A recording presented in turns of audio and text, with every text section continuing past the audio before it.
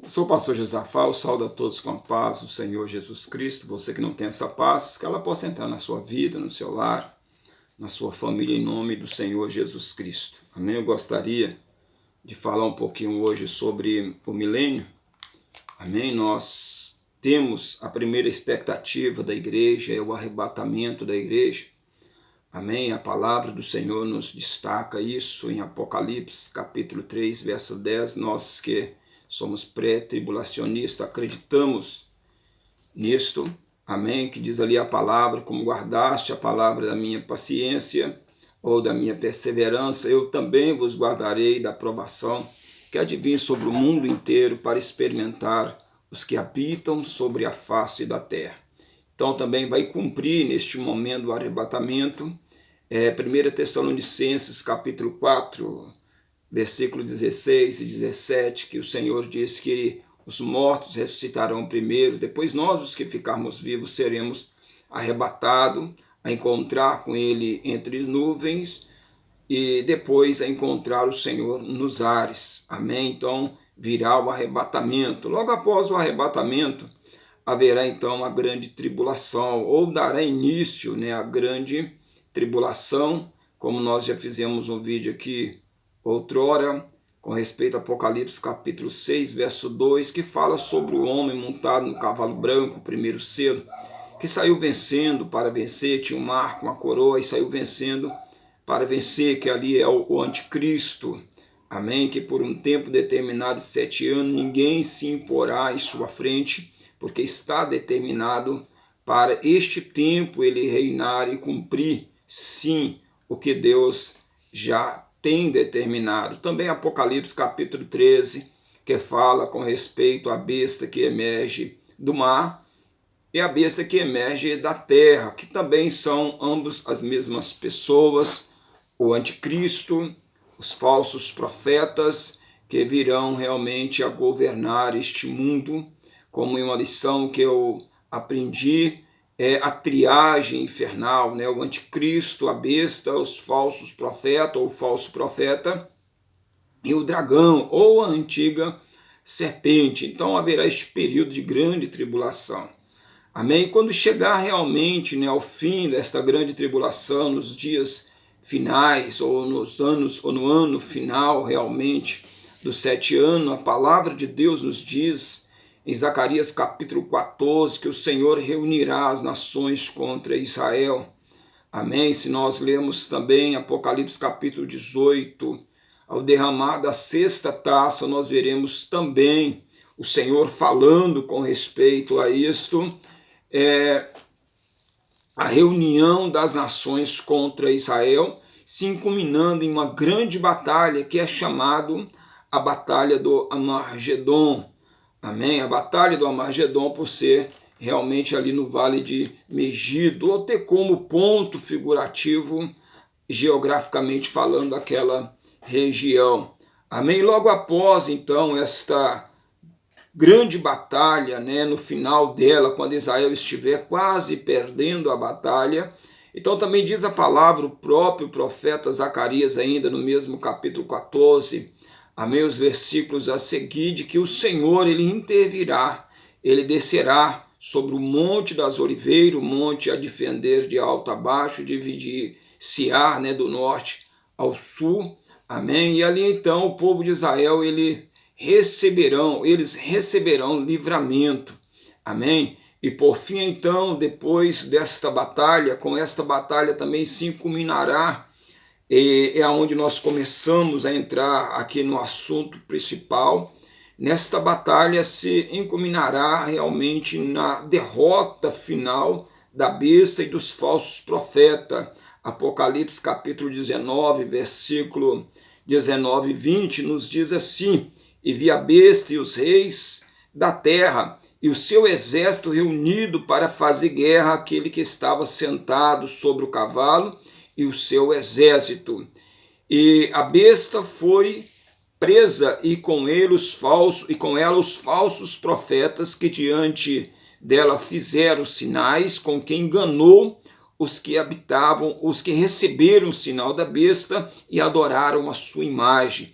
Estes dois, a besta, o falso profeta, foram lançados vivos no ardente lago de fogo e enxofre.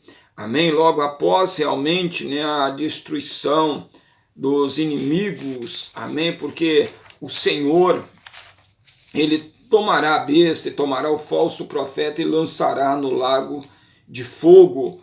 Os outros demais que realmente juntaram, uniram as demais nações realmente com a besta, fazer guerra contra Israel, a Bíblia diz que eles serão derrotados. Versículo 21 diz que os demais foram mortos com a espada que saía da boca do que estava assentado sobre o cavalo, e todas as aves se fartaram da sua carne. Então os demais inimigos, povos, nações que estavam reunidos com o anticristo nesta batalha foram mortos, diz a palavra do Senhor, e foram ali servidos como alimento para as aves, para os abutres, amém, para as aves carnívoras. E assim então também o Senhor, ele prenderá Satanás por um período de 1000 anos, né? O capítulo 20 ainda, o versículo 4, e o versículo 1 ao versículo 3 nos diz que vi descer do céu um anjo que tinha a chave do abismo e uma grande candeia na sua mão, ou candeia na sua mão, e ele prendeu o dragão, a antiga serpente, que é o diabo, Satanás, e amarrou por 1000 anos, e lançou no abismo, e ali o encerrou e pôs selos sobre eles, para que mais não engane as nações, até que os 1000 anos se acabem, e depois importe que ele seja solto por mais um tempo. Amém? Também no final da batalha do Armagedon, depois de lançar a besta, o falso profeta, no lago de fogo, exterminar os demais inimigos com a espada da sua boca, o Senhor tomará Satanás e o prenderá por um período de 1000 anos, aonde então, após a prisão de Satanás, o Senhor, ele estabelecerá o milênio sobre a terra. Aí nos fala o versículo 4 em diante do próprio capítulo de número 20 de Apocalipse, 4 ao 6 diz: e vi tronos assentados, e sobre eles aquele que foi dado o poder de julgar. E vi alguns daqueles que Jesus, pela palavra de Deus, e que não adoraram a besta, nem a sua imagem, não receberam o sinal da testa, nem na mão, e viverão e reinarão com Cristo durante 1000 anos. Mas os outros mortos reviverão, mas os outros mortos não reviveram até que os 1000 anos se acabaram. Eis que é a primeira ressurreição. Amém? Então falando aí depois de ser lançado no lago de fogo, a besta, o falso profeta, ser preso Satanás, o dragão, a antiga serpente, por um período de 1000 anos, o Senhor, ele estabelecerá o milênio sobre a terra. Amém? Período este que se refere realmente a 1000 anos, em que o Senhor, ele governará sobre a terra. O Salmo 72, amém? Vamos ler aqui o versículo de número 8, nos diz que este reino do Senhor, Salmo 72,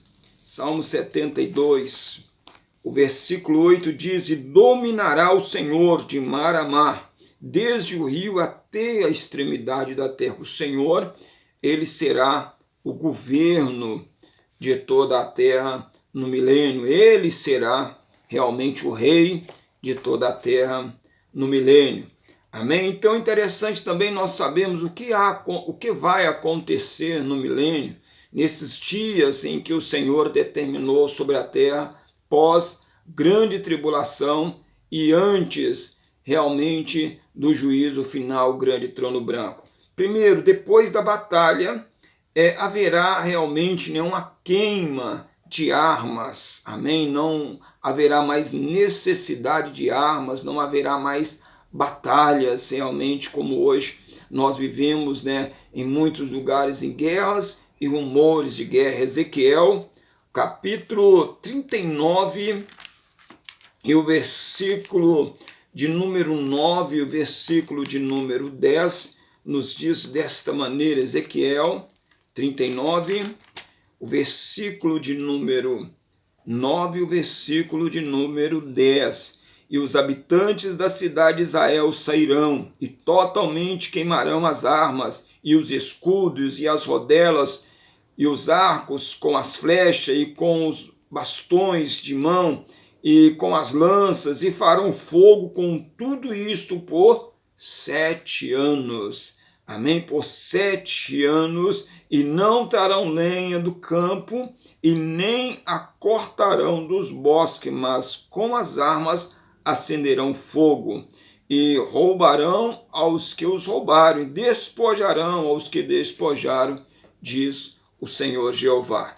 Amém? Então também será dias de trabalho, né? 7 anos realmente ajuntando todas estas armas, né? E transformarão, diz a palavra, essas armas em ferramentas agrícolas. Amém? Para que possamos realmente trabalhar na terra com realmente armas que tragam resultado, que são ferramentas agrícolas que servem realmente para tirar o alimento da terra para nós. Amém? É também interessante saber que nos dias do milênio haverá fartura, né? Isaías capítulo 15 nos revela o versículo de número 23. Olha o que diz a palavra do Senhor, Isaías 30.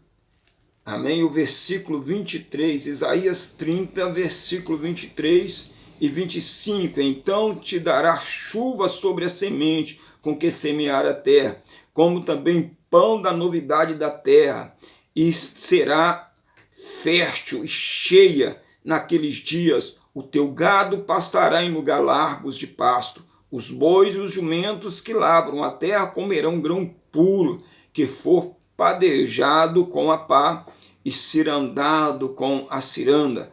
Haverá em todo monte alto e em todos os outeiros elevados, ribeiros e correntes de água no dia da grande matança, quando caíres as torres. Quer dizer, depois da batalha, no grande milênio de Cristo, haverá prosperidade, haverá fartura abundante, não teremos mais dias de fome, de miséria, ninguém mais padecerá necessidade de pão. Nós veremos o que é um reinado com justiça, que é o reinado do nosso Cristo. Amém? Mas é bom também saber que no milênio de Cristo haverá trabalho. Amém? Muitos realmente pensam que o trabalho é uma consequência do pecado, e não é. Desde Gênesis nós vemos isso, o Senhor colocando o homem na terra para cuidar, para trabalhar, e no milênio de Cristo não será diferente. Amém?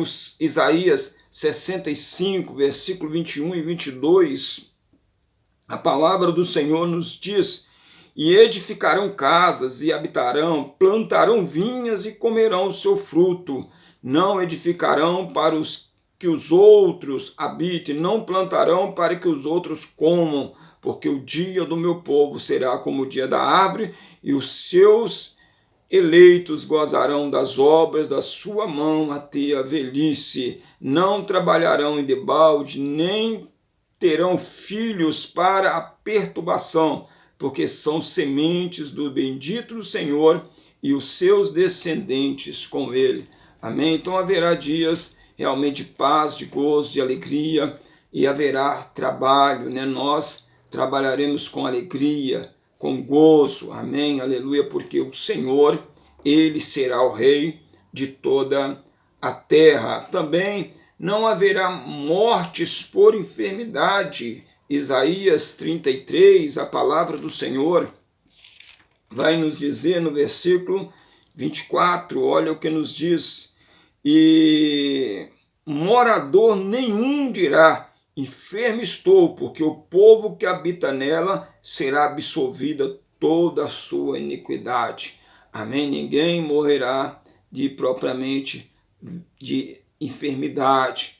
Amém? Esses dias serão realmente dias de gozo, dias de alegria, amém, para mostrar realmente à humanidade o que o Senhor queria fazer com a humanidade desde o dia em que ele criou esta terra, que ele formou esta terra, que ele formou o homem e que realmente fez tudo acontecer, amém? O que o Senhor queria para nós, a humanidade, era isto. Não haverá pessoas de poucos dias, diz também o profeta Isaías, o profeta messiânico, é o que mais fala com detalhe com respeito a este assunto. 65, 20 nos diz a palavra do Senhor.